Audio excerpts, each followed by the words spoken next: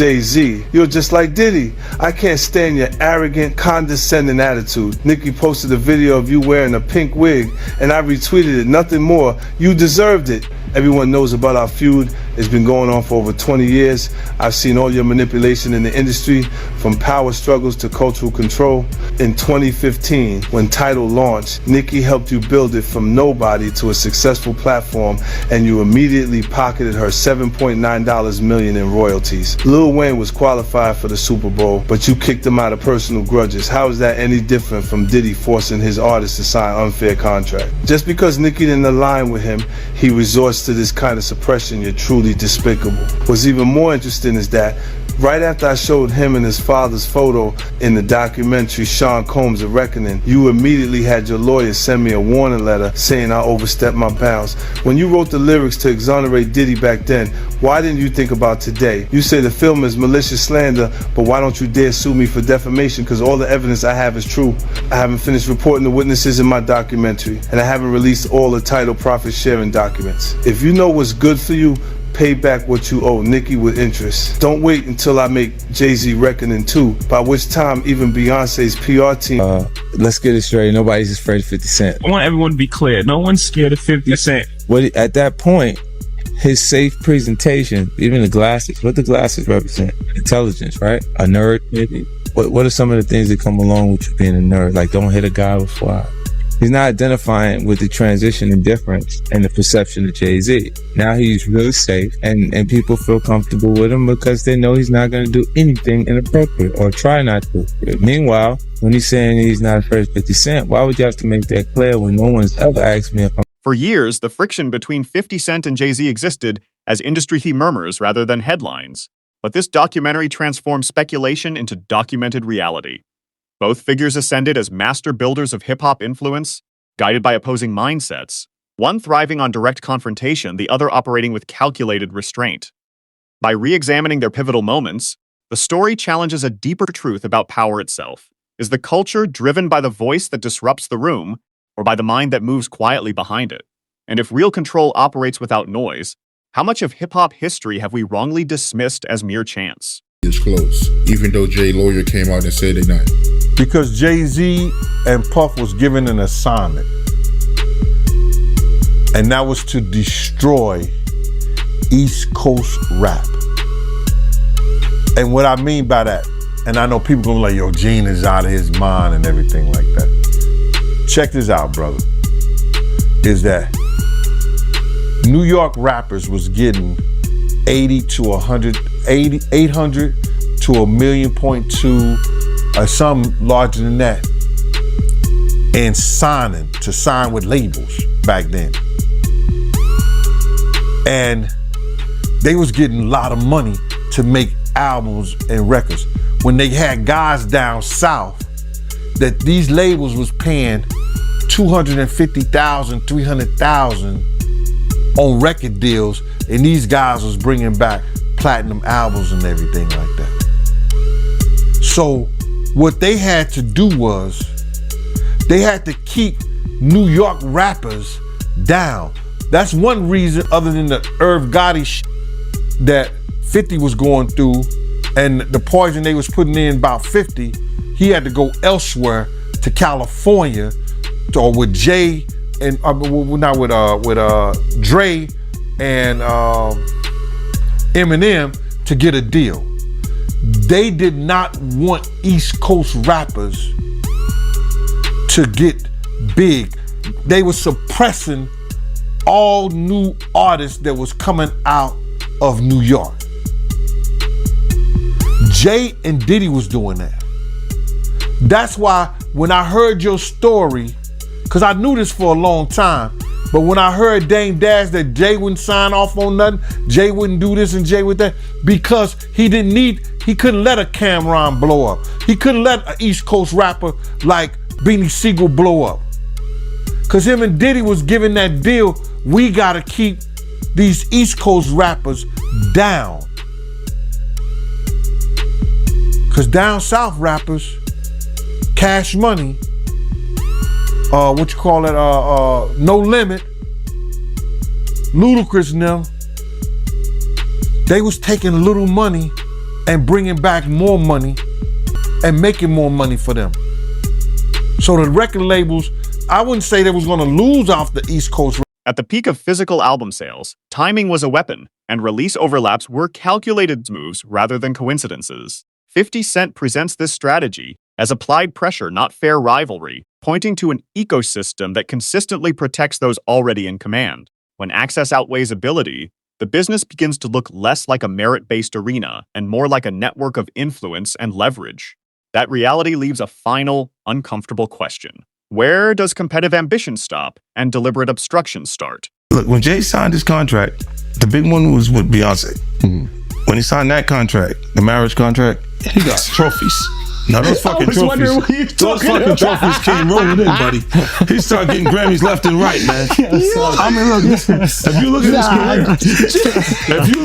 career, You're gonna let him say that? Jay was getting Grammys. He had one. Exactly. He had one. And he ain't show up. He had like 20 now. Oh, Lord. He had like 18 since he been down. Look, he had one, bro. Hard Knock Life. You're not wrong. He was one. At the same time, he got them shits. He's like drinking. His pictures with him like fucking things the cup. Wait a minute. So you're saying the success is derived from the marriage? I've absolutely been treated differently. The accolades. Because he's no longer viewed as what, like a street or gangster rapper. Now he's viewed as a businessman, entrepreneur, family man. And the biggest ones because of the position Beyonce's. Oh, wow. Right? You were connected to the biggest. Jay got it for the music. Jay got it for the music. You didn't see. He deserved those. I'm sitting there, it's like this, like Black excellence. They're sitting there like, yeah. It's the billionaire brunch. You're like, I hate you, man. unaware of anything going on here. This is the one time I'm gonna be with you niggas this year. Yeah. Come on, bro. I mean, that's crazy. That's crazy. He just looking at his watch during the whole Rock Nation prayer. Like, is it 3:30? Yeah, it's almost time to get out. What the fuck is that? Yo, I feel like I'm normal again. Get me out of here. Oh wow! So that's the deal he signed, huh? Yeah, that's the deal. Like, the other ones didn't count as much as that one. While domestic charts painted a single narrative, global performance revealed a very different picture. 50 Cent's perspective shifts the definition of success beyond home market optics, highlighting how promotion budgets can manufacture perception. The implication is unsettling. Cultural dominance is often constructed as deliberately as it is achieved. And if visibility can be bought, then the meaning of winning itself demands serious re-examination. As Beyonce to divorce Jay-Z as soon as possible because I'm ready to shoot a documentary about Jay-Z and I guarantee it will outgross Diddy's documentary. If Beyonce sends me a legal letter on behalf of Jay-Z, I remind her to stay quiet. This is a dispute between men and she has no right to interfere. I have to let everyone see the true face of Jay-Z. Jay-Z and Diddy have been longtime friends and their business dealings never stopped. He frequently attends Diddy's parties, so why do people think he's innocent? Jay-Z and Diddy got involved in the same case in 2024, where a victim claimed she was assaulted by both Jay-Z and Diddy. I remember Jay-Z saying these were all rumors and that he was defending Diddy. But ironically, Diddy got arrested in 2025, and there's enough evidence to count his crimes on one hand. I've known him for 20 years, and I know how many bad things they've done behind the scenes. After Jay-Z founded his company, he repeatedly got into copyright disputes. In 1999, he was convicted of third-degree assault and served time in prison. He was unfaithful to Beyonce, and he was caught by Beyonce's sister. I think everyone has seen the footage of him getting beaten up in the elevator. I've already gathered the evidence, and I'm going to give Jay-Z a surprise. Before I forget this, we talked about Jay. Proximity to Diddy. You don't think he knew anything? He's seemingly around Diddy a lot. No, that was a real suburb question. I know, right? Proximity. And the proximity. Proximity. That's the SAT hit parade word. I learned that. Do you think he fucking knew all of the shit that was going on? Then I was like I don't want to incriminate myself. I know, but the way he said it, like I said, no matter how you answer that shit, you snitching. Yeah, exactly. That was a nice kind of question. You asked the question. like a fan. Hey, I grew up with white people, but one thing I know is how to get a black guy in trouble. But here's a great question. Yo, just give him the Happy Meal before you ask him to snitch, bro. He said, damn, they wasn't even drinking. Speaking of, how the hell you pronounce Lechem? Lechemin Okay. It's the King's Path. King's Path. Because I know Branson. That's the one I pronounce. That's the Branson lifestyle. You gonna be outside. Biff, you're not worried that if you throw little and you don't throw out allegations, but like you kind of poke fun at them. You just ask questions. You're not worried that it comes back your way, like people dig up your past and try to pull stuff up. I don't got that shit in my past. I'm not. Everybody got a little bit. Look, like, not that it's real enough. I took a pill, but it was for me to perform better. For her to remember, buddy. I didn't fucking give her a drink so she forget what the fuck happened. What the fuck is going on here, bro? Yes, I took the drink. I gave me the fucking drug to perform. So she can remember and possibly love me for that. Did it work? What the fuck? This is, yo, bro, look, I'm doing pretty good. Doing pretty good. You know what I mean? Like, but I'm just saying, this is the opposite of normal shit that we're talking about, bro. That is why. I don't know why it's so hard for people So just for to people to acknowledge feel weird like shit is you weird. would have something or you would have reserve. The Super Bowl controversy exposed how alliances function when the spotlight is at its brightest. Eminem's firm push for inclusion stood in stark contrast to the quiet resistance happening behind closed doors, reopening the debate over who grants legitimacy at the highest levels.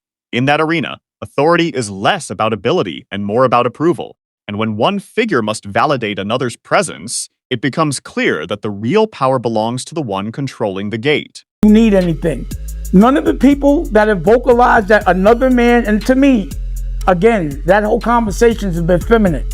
But if you're gonna say some like that, you should have actually done something to help the problem. But I never got the call from Ray saying, do you need anything? And anyone else that I've ever given, paid a bill, paid their rent, paid their college, any dollar, not one person, and I don't want them to, because they know I'm all right. But not one person has called and said, yo, could I send you something to help? But I don't need the help. But if you're going to talk about it, be about it.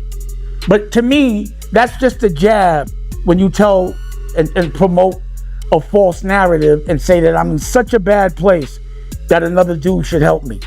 And that my tail's in between my legs to the extent, because of a lawsuit, that I would actually take that money. I'm a man. I don't want nobody to give me nothing but the opportunity to do what I got to do. And I don't see no opportunity. I don't want to perform for the Super Bowl. I'm not all right with the NFL. I'm still mad it ain't no black owners. We went from kneeling to being happy when we could perform for them. That wasn't what I was about. I was about ownership of our own league and taking pride in that. I'm not a court jester for everybody else to get good ratings. I know what we're being used for, and I'm not cool with that. So it's a big deal is to jump on a stage for a bunch of white owners? No, that's embarrassing to me. It's a spectacle. They're laughing at us. Like being tatted on the back by another culture is not how I judge my success. Only person that has the audacity to pat me on my back is my family. And they better, I'd be like, you better chill out. I don't want no pats on the back. I don't play that. I'm not in the patty pat club. On no level. I feel you. But speaking of the NFL, I know right now Nicki Minaj, she calling out Jay. And I know Colin Kaepernick's wife, she called out Jay saying that, Jay did her husband wrong. But I don't know. I don't know the backstory behind that, man. But I know it's going, viral right now on social media. But I do want to ask you, how do you feel about the NFL right now, in general? It's funny. She's cool with my wife, Rocky. Artists within 50 Cent's circle consistently portray him as accessible, hands-on, and directly engaged, while Jay-Z is more often characterized as removed, insulated, and operating from a distance. The contrast highlights two opposing power models, one built on visibility and direct connection, the other on exclusivity and controlled access. In an industry where proximity can equal opportunity, the divide raises a sharp question about influence, whether it is strengthened by presence or amplified by being deliberately out of reach. doing it too. This is people that are looking on the separation between their hardships or their the things that they got going on that would be issues, and what a celebrity's issues would be. Wait, what is that? They think all celebrities are doing the same thing. Yeah. Right, and when you see, if I wasn't saying anything, guess what? You could safely say that a person on the outskirts that is not involved in hip-hop culture could think that everybody in hip-hop culture is with that shit. So by you, you're good, bro. You're fucking good. Yeah. You're protecting hip-hop. Yeah. If you don't speak out and make them the weirdos, then they're going to think everybody's Every like single that. person is like that involved in hip-hop culture. Makes you think, did Jay do it? Shut up. He's in trouble. We live in New York, bro. No. We live here. No. Free Jay-Z. I'm just saying. Shout out Mufasa. We all gonna go and support. Yo, we can all see. You are crazy. That was the crazy thing. I literally. What's the lady at Rock Nation? I gotta send her that. You don't feel like that happened the same day, bro. What's the day came out the day before, the next day? I was eating Raisin Bran. Okay, I'm eating Raisin Bran. I got my daughter in my arm. I'm scrolling. Right? I see somebody screenshot your shit. Is Jay and the whole family at the Mufasa Fair, and then the comment is 50 Cent. Jay said, they said I a 13-year-old. Let's go watch Mufasa. Everybody get dressed. We're going to see Mufasa right now. I just think it was a good look, like angling yourself as a family man. Yes. But they had to go to the premiere, that bro. was planned already. I'm They had to go to the bro. premiere. And I realized that later, but I'm just saying to you, I haven't seen him in a long time. That's all I'm saying. When I hadn't seen him in a long time, and then I heard this shit, and then I looked and I saw Mufasa, I said, whoa. That's all that fucking happened, bro. You think this is at my phone? This is my phone. This is happening at real time. I'm going, yo. He said, yo. You just gotta say everyone gets these jokes, bro. That's what you gotta say. Yeah, no. Rappers, listen, comedians are new rappers, bro. That's why the do thing. people come to my page, bro? That's true. I know what I'm saying. You know what they say? That is true. Well, you don't think you're gonna happen next? Yeah, that's what they say to me, buddy. Well, you're next, buddy. You're fucking, you're laughing at this. These opposing reputations underscore two distinct leadership philosophies within hip-hop, rooted in closeness and direct engagement, the other sustained by distance and mystique. Each approach projects power in a different way, but in a culture forged through real-world connection and authenticity, the question remains which image inspires deeper trust and long-term loyalty. Why? Because you don't got nothing. I don't have it. There's no girls gonna come out. Why you sound skeptical? Because I think there are some women Damn, that are Al. like, no, Yeah, I what's think up there's with some this guy? women that are like, This guy's supposed to be from Queens, bro. let me cook. Fucked up experience. You kick him off the corner one time. No, what I'm saying is I know a couple of exes that fucking throw me under the bus. You should let him have the corner. None of this would have happened if you let him have the corner. Would have been fine. You know, there's some like opportunists. They'll just throw out the fucking. But that's what I'm saying. So you had to have something. Look, if you already interacted with the person, right, and you hadn't had a bad experience, it would take more for them to say some of the shit that you see these people say. Right? Like, you go, what made you do? What made you? Even when we part ways, and because a lot of times when we interact with people, they're not just having fun for tonight. They think we're leading into this hardcore relationship that may not materialize. Right? So I see what you're saying, where they can look and go, well, look, you met the girl in 2003. You hung out with her. You had a good time after the show with 30 girls there. You just went and y'all hung out, right? And y'all just part ways. Right? So there's no negative things between it. But she can look up at the TV now, and you've been a success since then. Feel like that's my life. I was supposed to be there, and be upset with you and say something. But will it have any merit to it? If I gotta keep that it real, woman hasn't been you ain't always have the most amicable breakups. Do you remember where I think it's your baby moms, where it's like she was kind of speaking out, and then all of a sudden the house just got burnt down. Yeah, but you know it happens. Left eye. She burned the house down. This nigga is crazy. That's what I was saying. No, my God, he goes, wow. So I know how you feel about me now. No. He's going. He's great. So he saw me right the match. I want my block back. He goes, look, I have faith in our just justice. I'm a I civilian believe now. there would be consequences connected to those behaviors and actions that this brother is talking about. Oh my goodness, man. Why is that a part of his thought process today while we're here having a good time? Yo, that's a good ass point. Look, you do have people that really, look, when you break up with them, they don't care about you anymore. Yeah.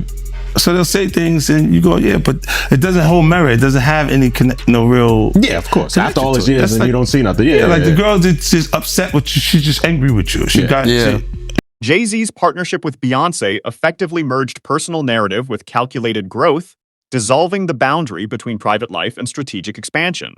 Critics contend that the alliance elevated his cultural standing while reshaping public perception, reinforcing legitimacy through association as much as through individual achievement. I thought the smartest thing Jay said in the statement was, if you really believe this happened, then press criminal charges. He said, pull up. But I don't think that was. Tell me. Okay, look. Because of the statute of limitation, there is there is no criminal. So it's a so making a statement is to make people feel like. But apparently, if she's under 18, didn't you say it still could be criminal? He knows he's fed. He used to be a cop. So you turned him into a cop. He used to sell drugs and then he became a police officer. Did you know that? You said, How to rob. Glorified security. But you know what he would do? When they would arrest G-Unit guys, he would be like, yes. And he was in the court. Every time. I was actually the cool one. I'll give you the extra fucking cheese sandwiches and shit like that. I'll be looking out. Take care of the family. Hey, I don't know, man. I think what's the name? I get confused too. When you look at this shit, it's a lot. It's a lot of confusing information, right? But I think when you do point out that, why didn't you file criminal cases? Because you can't. You can't. It's over 20 years old. This was 2000, bro. No, but I think if it's a minor, when they're saying this is happening, I'm not even 50 Cent yet. Yeah. Oh wow. You see what I'm saying? Like this is that dates that far back. Yeah. So it's like it didn't even take place at that point. So I'm like. Supporters frame it as a natural evolution, yet regardless of perspective, it illustrates how legacy is managed with the same precision as the music itself. When personal relationships and brand strategy converge so seamlessly, it becomes difficult to determine where genuine connection ends and calculated presentation begins. I'm saying, Sean Carter, you're a piece of shit. Taking Pimp C wasn't bad enough. Real life.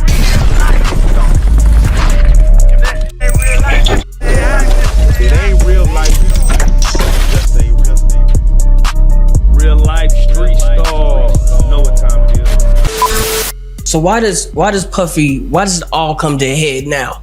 Why now? Why? Because he's the acceptable monster at this time. Like R. Kelly was the last time I sat on this couch. So who's next?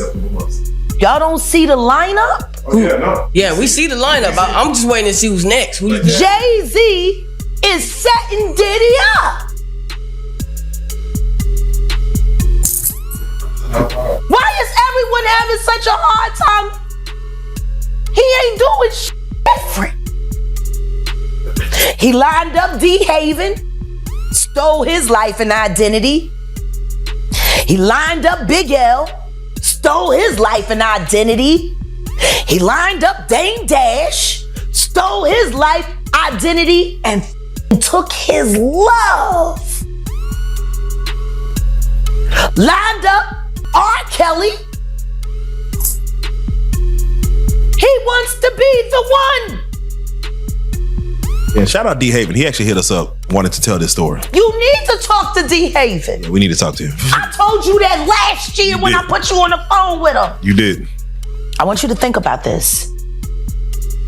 Allegedly, Sean Carter is responsible for enacting Hype Williams to put Aaliyah on a faulty plane to move her out the way as punishment for rejecting him, and so he could level up Beyonce, who was struggling. Let's just say allegedly that happened. Now I want you to think about 106th and Park with Mary J. Blige. Free, who is a victim of Sean Carter. Yeah. Mary J. Blige, who was a victim of Sean Combs, are sitting there talking about the death of Aaliyah amongst each other. As past disputes collide with emerging legal challenges, the narrative pivots from dominance toward accountability. The documentary stops short of judgment, yet it relentlessly interrogates the structures that shield authority and prolong silence. In this space, fame acts as an amplifier, intensifying both accomplishment and examination. And when questions surface decades after the spotlight first shined, the real test becomes whether the industry is willing to face them with clarity, integrity, and genuine honesty. You knew Jay personally, right? Know him, been around him a couple of times, brother. Been around him a few times, but I didn't know him. You know him as I'm sitting down and I'm breaking bread, eating off, eating a meal around him and shit like that, laughing, talking, and joking like that. I've been around Jay-Z, and one time I wanted to knock his head off, because he was being disrespectful, but he didn't know he was being disrespectful because he ain't that type of dude. You understand what I'm saying? What happened? We was in Cancun, and he had a personal assistant from my block named Laura, and he had brought like 3 people to the club. He had brought like 6 people to the club with him, and he was only supposed to get 3 people in. I was running the door at Daddy-O's from Industry Entertainment. They just told me Jay-Z only get 3 people in. You understand? So I'm at the door. I said, yo, Jay, you good, and 3 of your other good, but the other 3 gotta pay. So then he said, Laura, handle him. And at that time, the type of dude I was, you couldn't tell no woman to handle me. You understand? When I'm talking to you as a man. So then I said, who you talking to like that? You telling her to handle me? You understand? And then me and him, he didn't say nothing. He just turned to the side. And if he'd have turned back around, he'd have got his head knocked off. But Laura told me, yo, Gene, please, Gene, you gonna make me lose my job. You know what I'm saying? And because 1, she was beautiful, 2, she's from our block. You understand? I wasn't gonna do that to her. You understand? So I gathered myself, stepped away from the situation, and then the promoter said Jay can let his people come in. You know what I'm saying? But he was being disrespectful. This is the same dude that Harlem cats used to laugh at and joke at. Even we was out there that time, he came to Cancun and he had a fake Versace shirt on, and they was ripping him. I mean, they was ripping him. I know he's a billionaire now, he can wear whatever he got. He got $10 million watches and shit like that. But we talking about back then. You understand? We still have those stories from back then. And it's good that a brother can uplift himself. And that's why he's the type of person that he is, because he knew how guys used to treat him. That's why you could see him trying to sun people based on somebody who gets in that type of situation. You understand? This dude had the same cream deli silk shirt that I had. Now, cream deli cream shirts were fake printed Versace shirts. They were nice. You pay $45 for them, but you can't wear that around Harlem cats. You understand what I'm saying? Not if you in the rap industry. At that time, they used to have diamond testers. You understand? They'll roll up on the cat, and if your diamond don't beep, you understand? They'll talk about you. Snatch your chain off or whatever like that. So he had the fake cream deli cream shirt on, and they was roasting him. I think I seen him in a black t-shirt from that point on in Cancun the whole time he was there. Yo, let me just tell you something. When dudes from Harlem got something on you, bro, and they joking you, they at it. They gonna stop until somebody with some power or somebody with some money say, yo, get that dude a break. Give him a break. So Dame probably used to let him get him in a little bit, but then when Dame was like, yo, let my man live. Let him live. They probably back up off of them or stuff like that. But they was joking, they was talking and stuff like that. And cause you just don't do that. You don't come to no major event with nothing fake or phony on. Not at all. Unless the only way you could get away with something fake or phony on if it was Dapper Dan. If it was a Dapper Dan special, you. He challenges a culture built on silent compliance, asserting that what appears as restraint is frequently a strategy of self-preservation rather than true neutrality. If it wasn't Dapper Dan, nah, you couldn't do that, bro. Not at all. Should have known better, but he was from Brooklyn. But from what you know about Jay, do you believe he's capable of doing what he's being accused of? What I know and of Jay, and what have I heard of Jay,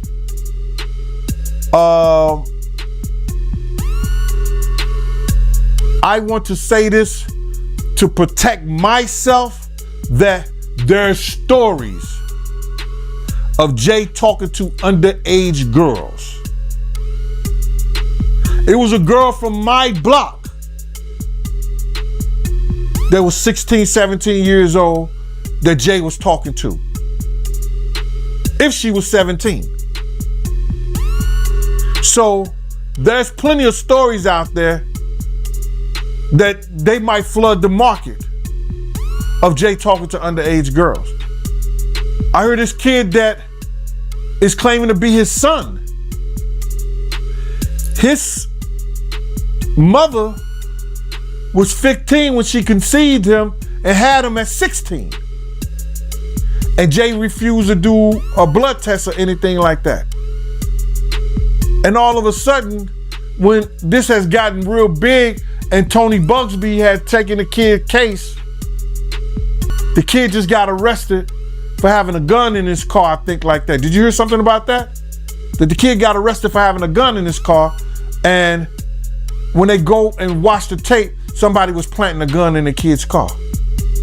Now the kid who never been in trouble to that degree, and now he's facing a case for a gun case for having a loaded firearm in his car.